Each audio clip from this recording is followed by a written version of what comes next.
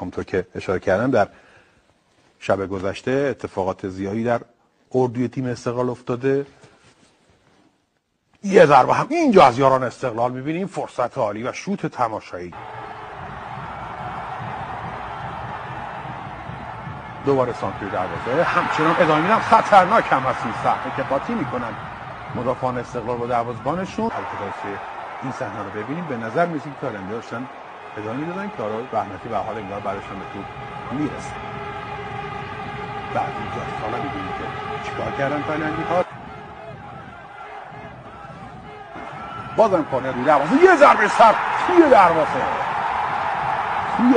از اونجایی که من فکر میکنم گل نمیخوریم گل خوریم، یعنی ضربه سر. بعد از اون همه حمله از جناحین هنوز ما زیاد تغییر تیم استقلال کابا رو ندیدیم.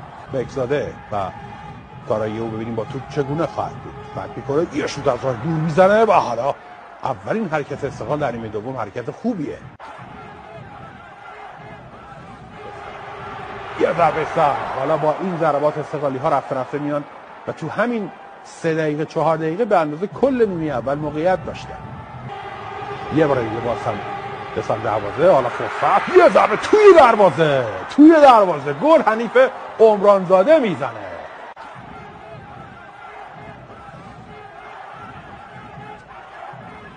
یه فرصت برای استقلال، یه موقعیت برای خسرو ایدری، میریم برای گل دوم استقلال. خسرو ایدری سانت میکنه، یه ضربه برگردون، فرصت برای استقلال. یه شوت از یار خطرناک بازیکن بوریرام، نفس رو در سینه ها حبس کرد. به احتمال اینکه آرش برهانی یا نظری یا حتی این وقت بازیات هست. شوت میزنن و رحمتی خیلی خوب کنترل میکنه. 2 گل در این بازی زده شده، هر 2 گل روی ضربات ایستگاهی. ببینید حالا از این ضربه ایستگاهی چه حاصلی به وجود بیاد. فرصت خطرناک.